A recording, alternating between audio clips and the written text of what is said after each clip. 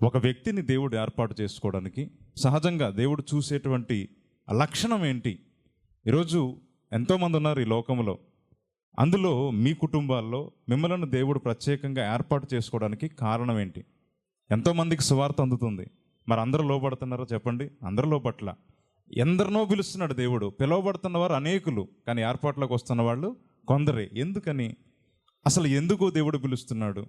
ఎందుకు అందరు రాలేకపోతున్నారు? కొన్ని కారణాలు మనం చూద్దాం. దేవుడు ఎవరిని ఏర్పాటు చేసుకుంటాడో పేతురు చెప్తాడు చాలా స్పష్టంగా. అపోస్తుల కార్యములు 10వ అధ్యాయములో చాలా అద్భుతముగా ఏమని చెప్తారంటే పేతురు చూడండి 34వ వచనములో, దేవుడు పక్షపాతి కాడని నిజముగా గ్రహించి ఉన్నాను, ప్రతి జనములోనూ ఆయనకు భయపడి నీతిగా నడుచుకుని వానిని ఆయన అంగీకరించును. యేసుక్రీస్తు అందరికీ ప్రభువు. దేవునికి స్తోత్రం కలుగునుగా. ఇది సీక్రెట్ మాట.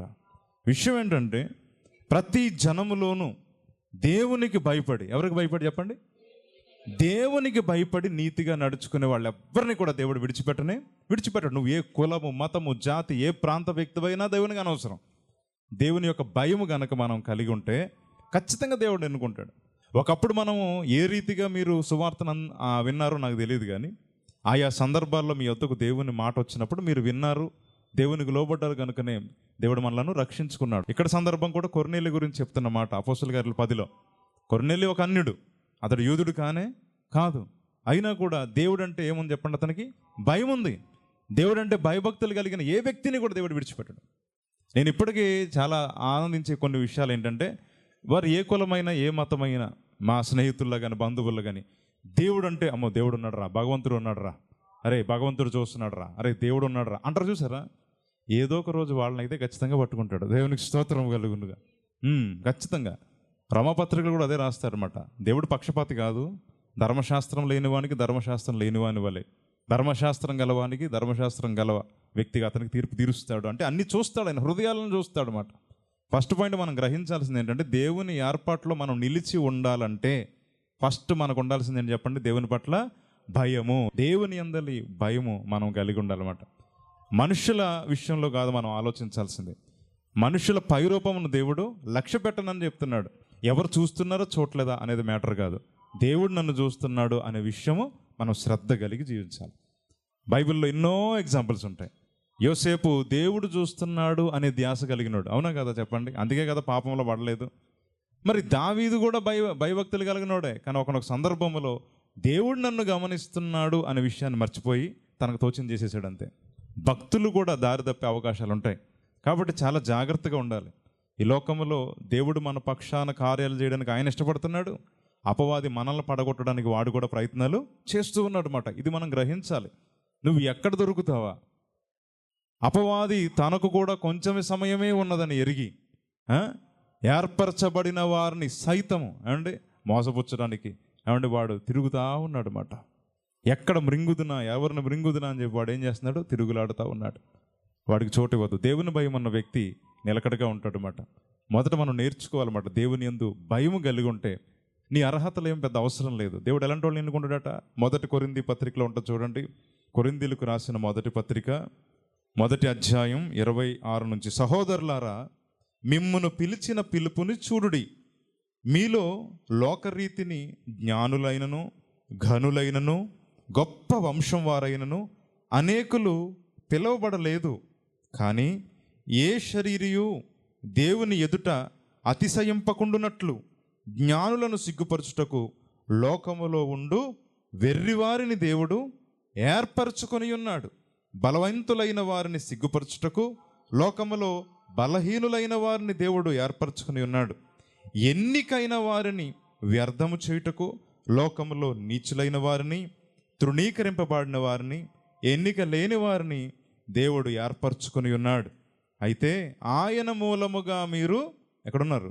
క్రీస్తు యేసునందు ఉన్నారు. కాబట్టి అతిశయించువాడు ప్రభునందే అతిశయించవలను. దేవునికి స్తోత్రం కలుగునుగా.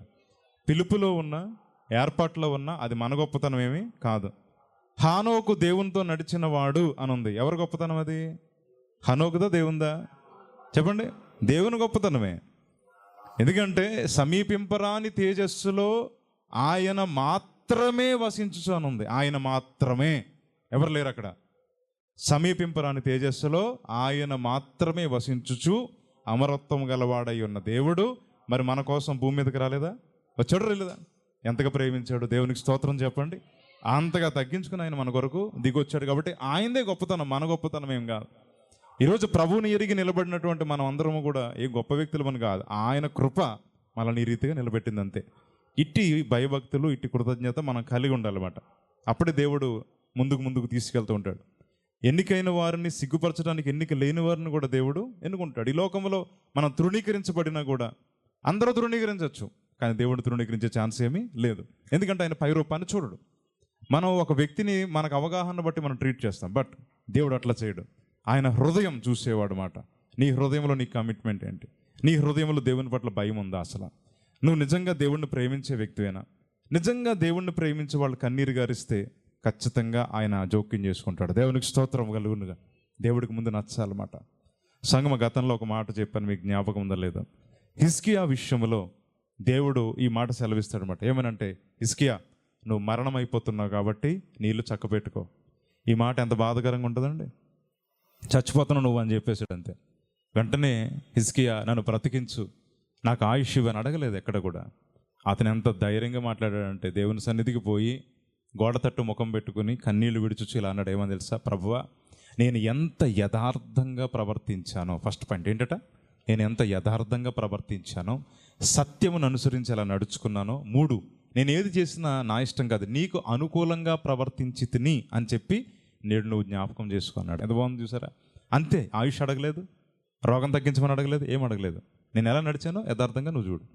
నేను సత్యాన్ని అనుసరించి నడిచాను, జ్ఞాపకం చేసుకో. నేను నీకు అనుకూలమైంది చేశాను కానీ నాకు అనుకూలమైంది ఎప్పుడు కూడా చేయలేదు. ఈ 3 మాటలే అన్నాడు. 3 మాటలు. దేవుడు అన్నాడు, నేను చెప్తున్నాను హిజ్కియాకి ఈ మాట, 15 సంవత్సరాల ఆయుష్ ఇచ్చేదను. దేవుని దగ్గర నుంచి ఆన్సర్లు పొందుకోవడానికి మనం సహజంగా చేసే మాట ఏంటంటే ప్రార్థన. ఏంటి చెప్పండి? ప్రార్థన. ప్రార్థనలో ఎన్ని రకాలు ఉన్నాయి? చాలా రకాలు ఉన్నాయి. అందుకే ఎఫెసీ పత్రికలో ఏమంటాడంటే, ఆత్మ వలన ప్రతి విధమైన ప్రార్థనను విజ్ఞాపనను చేయుచు మెలకువ కలిగి ఉండండి. దేవునికి స్తోత్రం కలుగునుగా. ఉందా?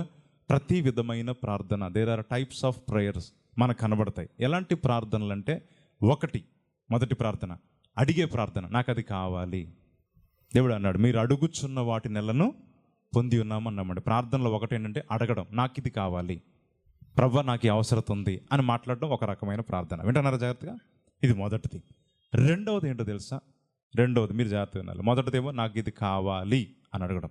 రెండవది ఇది నా పరిస్థితి అని దేవునితో చెప్పుకోవడం. హిజ్కియా అలాగే చెప్పుకున్నాడు, ఇదిగో నేను ఎలా ప్రవర్తిస్తున్నానో ఈ విషయంలో నన్ను జ్ఞాపకం చేసుకొని. మూడవది ఉంది, చాలా ఉన్నతమైన స్థాయి. ఇదేంటో తెలుసా? ప్రార్థనలో పోరాటము. ఎపఫ్రా అనేటువంటి వ్యక్తి మీ అందరి కొరకు తన ప్రార్థనల్లో పోరాడుచున్నాడు అని ఉందన్నమాట. ఎన్ని రకాల ప్రార్థనలు ఉన్నాయి ఏమండి? అడిగేటువంటి ప్రార్థన ఒకటి, నీ స్థితిగతులను దేవునితో చెప్పుకునేటువంటిది ఒకటైతే, పోరాటం కొన్నిసార్లు ఎంత ఆత్మీయ ఏమండి పోరాటాలు గుండా మనం వెళ్ళాల్సి వస్తుంది.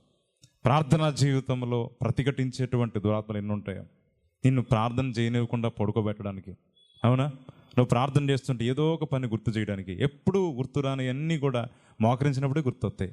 అదిగో ఆ పాలు పొయ్యి మీద పెట్టాను చూడు, ఇందాడ తుడిచేద్దాం అనుకున్నాను కదా, తుడిచేసి వచ్చి అప్పుడు ప్రార్థన చేసుకుంటా. వద్దులే, టిఫిన్ చేద్దాం అనుకున్నాను కదా, టిఫిన్ చేసి వచ్చి ప్రార్థన చేద్దాం. ఇవన్నీ అప్పుడే గుర్తొస్తాయి. మామూలుగా ఉన్నప్పుడు గుర్తురావు ఏంటో మరి. సంఘం ఇదన్నీ ఒక రకమైన పోరాటాలే. విషయం ఏంటంటే, నువ్వు దేవునితో సహవాసం కలిగి ఉండాలి, ఆయన భయం కలిగి ఉండాలి, నువ్వు ఆయన ఏర్పాట్లు ఉంటావు.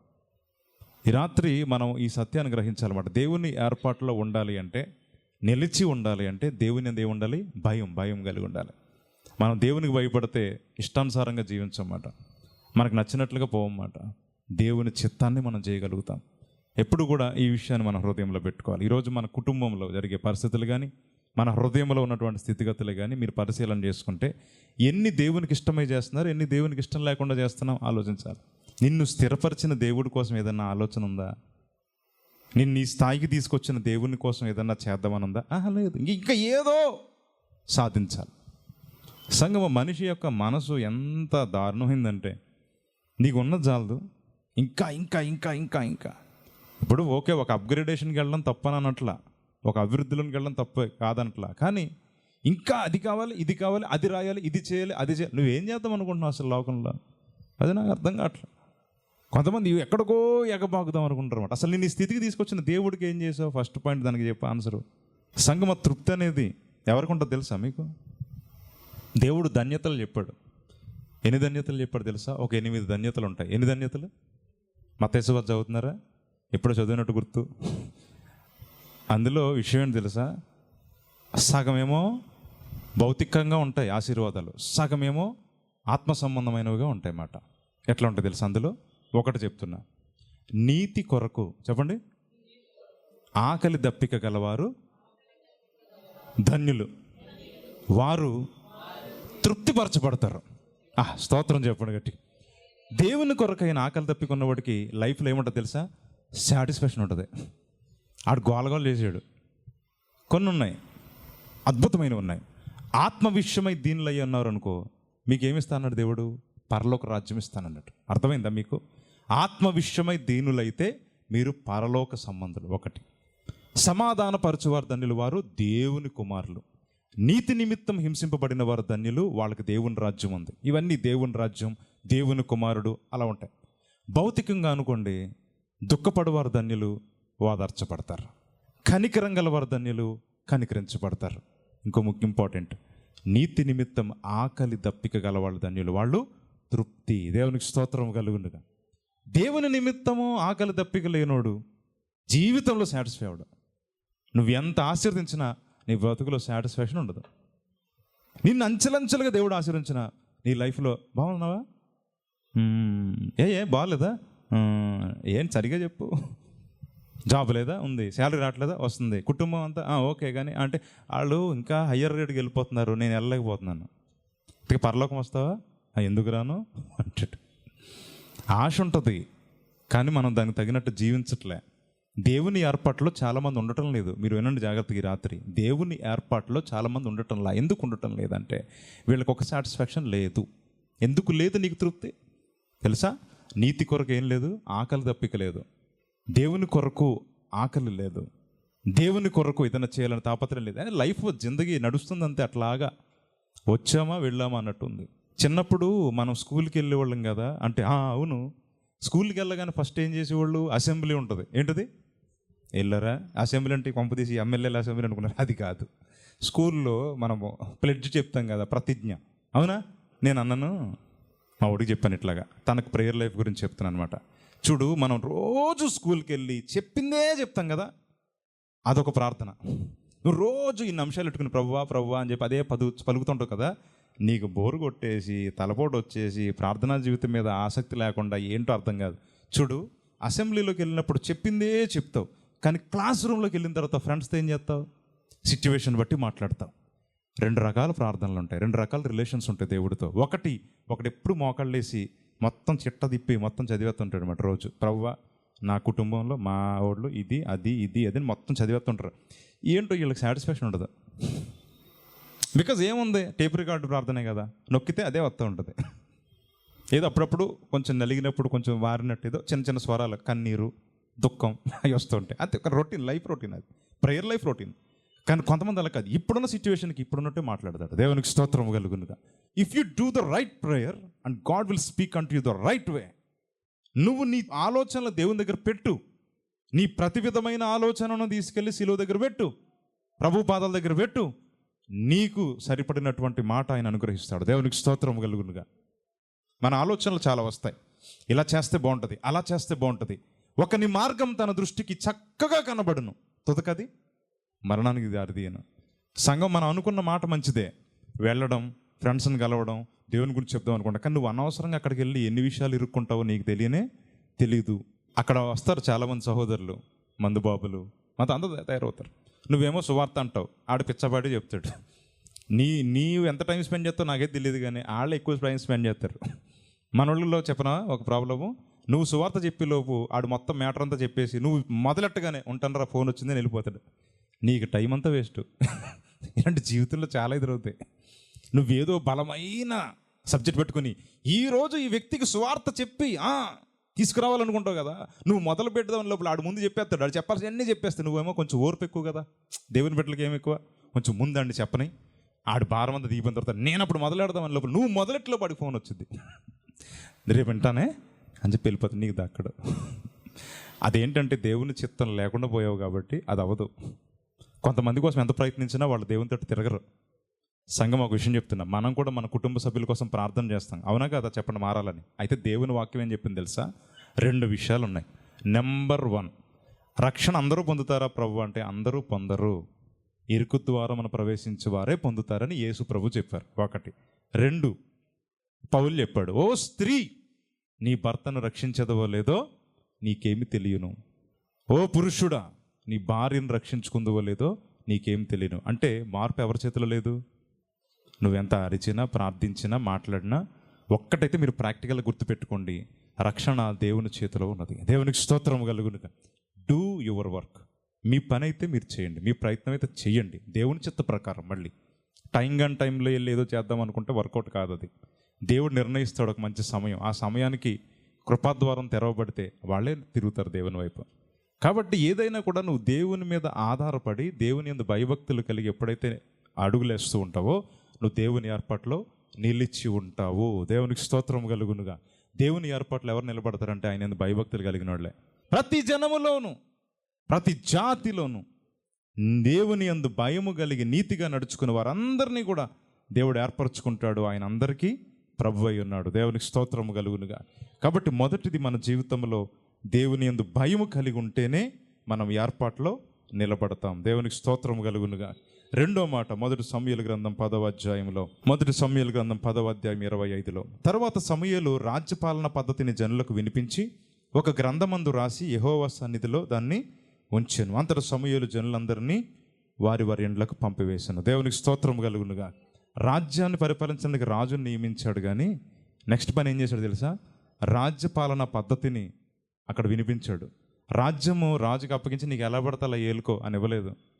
దేవుడు మనల్ని ఏర్పరచుకుంది నీ ఇష్టం వచ్చినట్లు నువ్వు బ్రతుకు అని చెప్పట్లేదు. నేను ఇచ్చిన ఏర్పాట్లో నువ్వు ఉండాలంటే ఇదిగో నువ్వు ఈ పద్ధతులు పాటించాలి. రాజ్యాన్ని పరిపాలించాలంటే ఏం కావాలి? రాజ్యపాలన పద్ధతి కావాలి. మనకి రాజ్యాంగం ఉంది, అవునా కదా చెప్పండి? ఇండియా కాన్స్టిట్యూషన్ ఉంది, దాని ప్రకారమే పరిపాలన జరగాలి. నాకు నచ్చినట్లు చేస్తానంటే ఒప్పుకోరు. ఇప్పుడు నాకు నచ్చలేదని చెప్పి ఎవడో కొట్టి ఆ డ్రెస్ నచ్చలేదు అని కొట్టడం, ఇది పోలేదని కొడితే నేను జైల్లో పెడతారు తీసుకెళ్ళి. ఎందుకంటే రాజ్యాంగంలో రూల్ ప్రకారం ఇక్కడ కోర్ట్స్ ఉంటాయన్నమాట. ఇక్కడ వ్యవస్థ లా అండ్ ఆర్డర్ పనిచేసినా అది అకార్డింగ్ టు ద సెక్షన్స్ ప్రకారము, న్యాయ వ్యవస్థ ప్రకారము, రాజ్యాంగ ప్రకారం అవన్నీ కూడా పొందుపరచబడి ఉన్నాయన్నమాట. మనకు నచ్చినట్లు ఉండడానికి కాదు. అలాగే ఇజ్రాయిల్ని పరిపాలించడానికి రాజుని దేవుడు నిలబెట్టాడు, కానీ ఏమి ఇచ్చాడు చెప్పండి? రాజ్యపాలన పద్ధతిని వినిపించాడు అన్నమాట. ఇలాగే పరిపాలన చేయాలని చెప్పి మన జీవితానికి కూడా దేవుడు ఒక క్రమాన్ని పెట్టాడనమాట. దేవుని బిడ్డగా, దేవుని రాజ్య సంబంధిగా నువ్వు నేను బ్రతకాలంటే మనకి నచ్చినట్లు ఉండకూడదు. ఎలా ఉండాలి? దేవుడు చెప్పినట్లు బ్రతకాలి. దేవునికి స్తోత్రం కలుగునుగా. నువ్వు దేవుని రాజ్యానికి వెళ్ళాలని ఉందా లేదా? ఎంతమందికి ఉందండి? దేవుని రాజ్యానికి వెళ్ళాలి. మనం వెళ్ళిపోతాం కదా, వెళ్ళిపోవాలి. మనం ఆల్మోస్ట్ బయలుదేరిపోయాం. అయితే ఏంటంటే ఆ రూట్ ఉంది, ఇదే ఆ రూట్, పరిశుద్ధ గ్రంథం అన్నమాట. ఈ రాజ్యపాలన పద్ధతి తెలియలేదు అనుకోండి, అక్కడికి వెళ్ళి నువ్వు ఏం లేదు, వెళ్ళలేవు కూడాను. ఎందుకంటే అక్కడికి వెళ్ళిపోయి ప్రభు నేను వచ్చేసాను, స్తోత్రం చెప్తాను, స్తోత్రం స్తోత్రం అంటే కాదురా, పరిపాలన అవి మనకు వద్దు ప్రభు, నీ కాళ్ళ దగ్గర ఉంటాను చాలా, కుదరదు అలాగే. ఎందుకంటే ఆయన రాజ్య పరిపాలన పద్ధతి. దేవునికి స్తోత్రం కలుగునుగా. మనం దేవదూతలకే తీర్పు తీర్చుదామని మీరు ఎరగరా? మిమ్మల్ని అనేకమైన వాటిని నియమిస్తానన్నాడు ఆయన. వాక్యం కరెక్ట్గా అర్థం చేసుకోవాలన్నమాట. జ్యేష్ఠులు ఉంటారు పరలోకములో, అవునా? అల్పులు ఉన్నారు, అధికులు ఉన్నారు, అధికారులు ఉన్నారు, సింహాసనాసీనులు ఉన్నారు. ఎన్ని పొజిషన్స్ ఉన్నాయో ఎక్కడ? పరలోక రాజ్యంలో. ఎన్ని పరిశుద్ధ గ్రంథంలో చెప్పబడి ఉన్నాయి. మనం వాటిని గ్రహించాలన్నమాట. ఎలా వెళ్తాం దేవుని రాజ్యానికి? దేవుని రాజ్య సంబంధిగా ఉండాలంటే మనం ఏ అలవాట్లు కలిగి ఉండాలి, ఏ పద్ధతులను అలవాటు చేసుకోవాలి. నువ్వు అమెరికా దేశానికి వెళ్ళావు అనుకో, అమెరికా దేశానికి సంబంధించిన కొన్ని రూల్స్ ఉంటాయి, అవి తెలుసుకుని బిహేవ్ చేయాలి అక్కడ. అంతేగాని నోట్లో అని చెప్పి నువ్వు మూసావనుకో ఎక్కడ పెడతారు మనల్ని? డస్ట్బిన్లో కాదు, నేను తీసుకెళ్ళి జైల్లో పెడతారు తీసుకొచ్చి. అంటే మరి అక్కడ కుదరదు. ఇక్కడ మంచిగా కడతారు మన వాళ్ళు, మంచి స్టేషన్స్. నువ్వు వెళ్ళి మూల చూడండి, తుప్పుగా ఉంటాయి మాట మొత్తం. మన వాళ్ళు పావనం చేస్తారు ప్రాంతం అంతటిని. ఎక్కడికి వెళ్ళినా శుభ్రత తక్కువ కొందరు మంచి నీట్గా ఉంటారులేండి, శుభ్రత తక్కువ వాళ్ళు చాలా ఎక్కువ మంది ఉంటారు. అంటే అక్కడ ఉండాలి అంటే ఆ రాజ్యానికి సంబంధించిన రూల్స్ నువ్వు కలిగి ఉండాలి. ఎందుకు తెలుసా, అన్ని చోట్ల ఒక పద్ధతి ఉండదు. ప్రతి రాజ్యానికి ఒక విధానం అనేది ఉంటుంది అన్నమాట. నువ్వు ఆ దేశంలో ఉండాలనుకుంటున్నావా, దాని పాలనా పద్ధతి ఒకటి ఉంటుంది, దానికి తగ్గట్టు ఉండాలి. అలాగే పరలోక రాజ్యం ఉన్నది, దేవునికి స్తోత్రం కలుగునుగా. ఆ రాజ్యంలో నువ్వు నివసించాలంటే నీకు ఒక పద్ధతి, ఒక విధానం దేవుడు మనకు అనుగ్రహించాడు. అదే ఈ పరిశుద్ధ గ్రంథం. దేవునికి స్తోత్రం కలుగునుగా. ఈ వాక్యానుసారం మనం ఎప్పుడైతే సిద్ధపడి ఉంటామో అప్పుడు మనం ఆ రాజ్యంలో ఉండడానికి అర్హులన్నమాట. అందుకే సామెతల గ్రంథంలో చూడండి, ఒక మంచి మాట ఉంటుంది. సామెతల గ్రంథంలో 24వ అధ్యాయములో, ఈరోజు మన కుటుంబం కూడా ఒక రాజ్యం లాంటిది. మన కుటుంబం కూడా ఒక రాజ్యం లాంటిది. దాన్ని పరిపాలించడానికి దేవుడు మనకు అధికారం ఇచ్చాడు అనమాట. బాబు, కుటుంబాన్ని చక్కగా కట్టుకో. కుటుంబం కట్టుకోవాలంటే నీకేం కావాలి, అది సామెతల గ్రంథంలో చెప్తాడనమాట. సామెతల గ్రంథం 24వ అధ్యాయంలో 3 నుంచి నేను చదువుతున్నా, చూడండి, చదవండి అందరూ. జ్ఞానం వలన ఇల్లు కట్టబడును, వివేచన వలన అది స్థిరపరచబడును, తెలివి చేత దాని గదులు విలువగల రమ్యమైన సర్వ సంపదలతో నింపబడును. జ్ఞానం గలవాడు బలవంతుడుగా ఉండును, తెలివి గలవాడు శక్తిమంతుడుగా ఉండును. వివేకము గల నాయకుడవై యుద్ధము చెయ్యుము. స్తోత్రం చెప్పండి గట్టిగా. 3 చెప్పాడు అక్కడ: జ్ఞానం, తెలివి, వివేకం. రాజ్య పరిపాలన చేయాలంటే నీకు కొన్ని లక్షణాలు ఉండాలి, పద్ధతులు ఉండాలని అక్కడ సమూయేలు చెప్పాడు కదా. మనము దేవుని యొక్క ఇంటిగా మన ఇంటిని మలుచుకోవాలంటే ఇవి కూడా ఉండాలి మనకు. 3 ఏంటయ్యి? జ్ఞానం, తెలివి, వివేచన. ఎక్కడి నుంచి వస్తాయి? ఆ కొట్లో, ఈ పక్క కొట్లో, ఈ కొట్లో దొరికేవి కాదు. ఎక్కడ దొరుకుతాయి? ఈ గ్రంథంలో దొరుకుతాయి. దేవునికి స్తోత్రం కలుగునుగా. జ్ఞానము, తెలివి, వివేచన. కొంతమందికి కుటుంబంలో పరిస్థితులను ఎలా డీల్ చేయాలో తెలియదు. ఈ సింపుల్ థింగ్ నేను చెప్తున్నాను. వాక్యం సరిగా చదవకపోతే ఏం తెలియదు. ఒక స్త్రీ ఎలా ఉండాలో సామెతలు 31 ఉంటుంది. ఉంటుందా ఉండదా చెప్పండి? మీ అందరికి బాగా తెలుసు. ఆమె ఇంటివారి నడతలను కనిపెట్టిద్దట, అందరికంటే ముందు లేస్తుందట, తన యజమాని ఉన్నత స్థాయిలో ఉంటాడట, ఈమెమో చాలా పరిశుద్ధమైన జీవితం కలిగి చాలా లెక్కలు మేనేజ్మెంట్ చేస్తుందట. ఇవన్నీ మనం చదువుతాం అంతే. నేను చెప్తున్నా, దేవుని వాక్యాన్ని ఎప్పుడైతే మనం క్రియల్లో పెడతామో అప్పుడే దైవాశీర్వాదాలు గృహంలో చూస్తాం. దేవునికి స్తోత్రం కలుగునుగా. దేవుని పద్ధతిని, దేవుని వాక్యాన్ని మనం వినలేదు, చదవలేదు అనుకోండి, you don't know how to manage the house. ఇంటిని ఎలా మేనేజ్ చేయాలో మనకు తెలియదు. రాజ్యాన్ని పరిపాలించాలంటే రాజ్యపాలన పద్ధతి చదువుకోవాలి, అర్థమంతా, రాజ్యాంగం చదువుకోవాలి. అలాగే ఒక కుటుంబాన్ని నువ్వు కట్టుకోవాలంటే ఆ కుటుంబాన్ని నిర్మించుకోవడానికి అవసరమైన సూత్రాలు పరిశుద్ధ గ్రంథంలో ఉన్నాయి. అవి చదువుకొని బిడ్డలను ట్రీట్ చేయాలి. పిల్లల్ని ఎప్పుడు దండించాలి? పరిశుద్ధ గ్రంథంలో ఉంది. నడవలసిన త్రోవను ఇలా నేర్పించాలి. ఎప్పుడు నేర్పించాలి? యవనుడైన వాడికి నడవలసిన త్రోవను నేర్పుము అనుందా? ఎప్పుడుంది అండి? అంటే చెప్పాడు కదా అక్కడ క్లియర్గా, బాలుడు అనుంది. అంటే చిన్నప్పుడు ఏం నేర్పించాలా?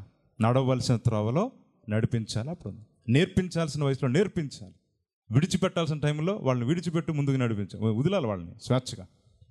ఏ సమయాల్లో ఏది చేయాలో అది చేయకపోతే అంతా కొలాప్స్ అవుతుంది. దేవుడే చెప్తున్నాడు మనకి ఏం చేయాలి, ఎప్పుడెప్పుడు. యవనస్తులు దేని చేత తమ నడత శుద్ధి చేసుకుంటారు?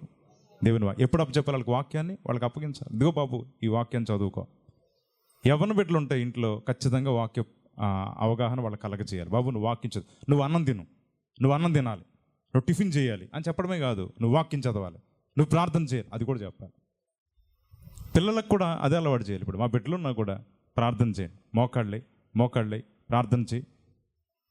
వీళ్ళు ఇప్పుడు నేర్పించకపోతే తర్వాత వీళ్ళు మనకు దొరికే ఛాన్స్ ఏమీ లేదండి. నువ్వు తినాలి, టిఫిన్ మొత్తం తినాలి, చివరి స్పూన్ కూడా తినాలి అని చెప్తాం బాగానే, కానీ వాక్యం చదవాలి, ప్రార్థన చేయాలి. చెప్పబోతే ఎట్లా? జ్ఞానం గలవాళ్ళు ఇల్లు కట్టుకుంటారట. తెలివి, వివేకము ఉంటే కనుక అందులో సర్వసంపదలు ఉంటాయట. దేవుని భయభక్తులు నేర్పించకపోతే ఏమీ లేదు. ఈ రోజుల్లో బయట మంచి మంచి స్కూల్స్ వచ్చినాయి, సూపర్ స్కూల్స్ మాట. ఎలాంటి స్కూల్స్ తెలుసాయి? అన్నీ చాలా స్మార్ట్గా ఉంటాయి, అన్నీ కూడా అలా నేర్పించేస్తారన్నమాట. కానీ వాళ్ళ అమ్మ నాన్న గౌరవించడం కూడా నేర్పించరు. ఆడికి తెలివి అధికమైపోద్ది కానీ సంస్కారం అనేది ఉండదు. ఇంతమందిని చూశాను నేను అలాంటి వాళ్ళని. ముఖ్యంగా అయితే కనుక ఈ మధ్యకాలంలో ఆ ఎయిర్పోర్ట్స్లో ఎక్కువ మంది చూసి they don't know how to behave with elders. పెద్దలను ఎలా ట్రీట్ చేయాలో తెలియదు, అసలు కామన్ సెన్స్ లేదు. కానీ మంచి లాంగ్వేజ్ మాట్లాడతారు, ఇంగ్లీష్లో మాట్లాడతారు. సోది. కుటుంబ సభ్యుల ప్రేమ తెలీదు, ఏంటి కుటుంబాన్ని ఎలా కట్టుకోవాలో తెలీదు, పొరుగు వారిని ఎలా గౌరవించాలో తెలీదు. They don't know that decency, but they could speak in English very well. Super మాట్లాడతారు ఇంగ్లీష్. వేస్ట్ అది. పైన చూస్తే కనుక అయిపోయి ద్వారా ఎవరో వచ్చి మాట్లాడతారు. ఎవడ ద్వారా? ఇంగ్లీష్ మాట్లాడే ద్వారా కాదు. సంగమం మనం పని చూస్తే ఎట్లా ఉంటుంది కథ అంతా. పై హంగులతో మనం ఏం కట్టుకోలేము కుటుంబాలని. దైవిక జ్ఞానం ఉండాలి, దేవునికి స్తోత్రం కలుగునుగా. నెంబర్ 1 దేవుని భయం ఉండాలి, నువ్వు అప్పుడు ఏర్పాట్లో ఉంటావు. నెంబర్ 2 దేవుని వాక్యం నీ హృదయంలో ఉండాలి, నీ కుటుంబాన్ని నువ్వు కట్టుకుంటావు, రాజ్యం కట్టబడుతుంది. ఆఖరి మాట చెప్పి నేను ముగిస్తున్నా. ఆఖరిది ఏంటో తెలుసా? ఇదంతా చెప్పి సమూయేలు సౌలుని నిలబెట్టి రాజ్య పరిపాలన పద్ధతిని వినిపించిన తర్వాత ఎవరెళ్ళగా వెళ్ళిపోతున్నారంట. వెళ్ళిపోయేటప్పుడు అక్కడ 2 రకాల ప్రజలు కనబడుతున్నారంట. ఇక్కడ ఒక బాగానే ఉంది మ్యాటర్ అంతా కూడా. సౌలు నిలబెట్టాడు, రాజ్య పరిపాలన పద్ధతిని చూపించాడు, చదివి వినిపించాడు, అంతా అయిపోయిందా? ఇదంతా అయిన తర్వాత ఆ ప్రోగ్రాంలో ఉన్న వాళ్ళందరిలో 2 గుంపులు ఉన్నాయన్నమాట. ఏం తెలుసా? సగం మంది దేవుని ప్రేరేపణ కలిగిన వాళ్ళట. దేవునికి స్తోత్రం కలుగును. దేవుని ప్రేరేపణ కలిగిన వాళ్ళు సౌలుని వెంబడించారు. ఎందుకంటే వాళ్ళు దేవుని నియామకాన్ని, సౌలుని వాళ్ళు అర్థం చేసుకుని దేవుని ప్రేరేపణ చేత వెంబడించారంట. కొంతమంది పనికి మళ్ళీ ఉన్నారు అన్నమాట. ఈ అన్ని చోట్ల ఉంటారు. నువ్వు ఈడేం పరిపాలిస్తాడు మనల్ని. నీ ఏర్పాటుని కొందరు మెచ్చుకుంటారు, కొందరు తృణీకరిస్తారు. ఇది మనం నేర్చుకోవాల్సిన సత్యం. నువ్వు దేవుని బిడ్డవు కదండి, మీ కుటుంబంలో మీరు దేవుడిని నమ్ముకున్నారు కదా, మిమ్మల్ని కొంతమంది ఇష్టపడతారు, కొంతమంది ఇష్టపడరు. కొంతమంది మీ యొక్క ఏర్పాటును చూసి సంతోషిస్తారు, కొంతమంది కుళ్ళుకుంటారు. 2 రకాలు ఉంటారు. ఇది కూడా మనకు అవగాహన ఉండాలి. ఈ అవగాహన లేకపోతే మనం చాలా డిసప్పాయింట్ అయిపోతాం. అదేంటి నేను దేవుడే నిలబెట్టాడు కదా అని కుదరదు. సౌలు దేవుడు నిలబెట్టాడు, కానీ అక్కడ కొంతమంది అవసరం లేదు ఇది మాకు అన్నారు. కొంతమంది మాత్రం హృదయ ప్రేరేపణ కలిగిన వాళ్ళు అతన్ని వెంబడిస్తూనే వెళ్ళారట. సంగమ ప్రతి స్థలంలో కూడా ఉంటారు. యేసు ప్రభుని 70 మంది శిష్యులు. ఎంతమంది? గట్టిగా చెప్పండి. ఎవరు నిలబడ్డారు? 11 మంది నిలబడ్డారు. ఎంతమంది? 11 అంతే. 11 నిలబడిన వాళ్ళు. వాస్తవాన్ని 12 కానీ ఒకళ్ళు జంపు కదా, ఇస్కరియోతు యూదా. కానీ నిలబడిన ఎంతమంది? 11 మందే. ఏర్పాట్లు నిలబడే కొద్దిమంది. వాళ్ళు హృదయ ప్రేరేపణ కలిగి ప్రభువుని వెంబడించినారు. వాళ్ళు చివరి వరకు వెంబడించారు వాళ్ళు. కానీ చాలామంది 70 మంది శిష్యులు పంపించాడు దేవుడు. వాళ్ళు చాలా అద్భుతాలు కూడా చేశారు. కానీ యేసు ప్రభుని వాళ్ళు సరిగా అర్థం చేసుకోవాలి. ఈయనేంటి మనం చేసేది, ఈయన శరీరం రక్తం తినమంటున్నాడు ఏంటి, వద్దు మనకి ఈయన అని చెప్పి వెళ్ళిపోయారు వాళ్ళు అక్కడి నుంచి. కానీ 11 మంది మాత్రం ప్రభువా నీవే నిత్య జీవపు మాటలు గలవాడవు, దేవునికి స్తోత్రం కలుగును. సంగమ నీకు ఎవరిని అటాచ్ చేసినాడో వాళ్ళని బట్టి నువ్వు దేవుడిని స్తుతించు, ఆ ఫెలోషిప్ని కలిగి ఉండు, దేవుడిని గనపరచు. సౌలుకు కొంతమంది శూరుల్ని దేవుడే పంపించాడు హృదయ ప్రేరేపణ ఇచ్చి. దేవుడు చాలా అవకాశాలు ఇచ్చాడు సౌలుకి. సంగ మన జీవితాల్లో కూడా మొదటగా చాలా ఇస్తాడు దేవుడు. తన కృపను చూపుతాడు. ఆత్మీయ సహవాసాలు, ప్రార్థన సహవాసం, మందిర అనుభవం ఎన్నో ఇస్తూ ఉంటాడు. మనం నిలబెట్టుకుంటే ఓకే. ఇప్పుడు ఇలా మందిరంలోకి వచ్చినప్పుడు మందిరం అంతా మీ కొరకు ప్రార్థన చేస్తారు, అవునా? మందిరం అంతా కూడా మనం క్షేమం కోరుతారు. కానీ నువ్వు బయటోడు కోరుతారని గ్యారంటీ ఉందా? బైబిల్ పట్టుని వెళ్తున్నావు కదా, ఏం జరుగుతుందో చూద్దాం అనేవాళ్ళు ఉంటారు. దేవుడు నమ్ముకున్నా కదా, యేసు ప్రభువుని మరి ఏది చేయాలి కదా అని అడిగేవాళ్ళు కూడా ఉంటారు. Don't care. నువ్వు దేవుని యందు నిలిచిన వ్యక్తి అయితే కనుక నీకు సరైన సహవాసం దేవుడు ఇస్తాడు. అందులోనే మనము అద్భుతంగా వర్ధిల్లుతాం. దేవునికి స్తోత్రం కలుగునుగా. అందరూ వెంబడించరు. సౌలుని కొందరు వెంబడించారట, కొందరు అవసరం లేదు, ఇతనేంటి మమ్మల్ని పరిపాలించదు అనుకున్నారట. ఈ మాట ఎందుకు రాయించినాడు దేవుడు? మన ఆత్మీయ జీవితంలో కూడా కొందరు నీ భక్తిని బట్టి నిలిచుంటారు, కొందరు ఇష్టపడక దూరం కూడా అవుతారు. నిన్ను వెంబడించేవారు కొందరు, నేను తృణీకరించేవారు కొందరు ఉంటారు. But don't waste your time. ఎవరు ఫాలో అవుతున్నారు, నువ్వు ముందుకు సాగిపోయి ఎవరిని చూడాలి? నువ్వు విశ్వాసం అనుకో కర్త, దాన్ని కొనసాగించి యేసు వైపు. ఎందుకంటే ఆయనే నిన్ను పిలుచుకున్నాడు, ఆయనే నిన్ను ఏర్పాటు చేసుకున్నాడు, ఆయన నిన్ను హెచ్చించబోతున్నాడు. దేవునికి స్తోత్రం కలుగునుగా. You look on to him, that's it. అర్థమైందండి? ఇది హృదయంలో పెట్టుకోండి. నెంబర్ 1 దేవుని భయం కలిగి ఉండాలి. నెంబర్ 2 దేవుని వాక్యం మీద అవగాహన, గ్రహింపు మనం ఉండాలి, ధ్యానం చేయాలి. నెంబర్ 3 వివేచన ఉండాలన్నమాట.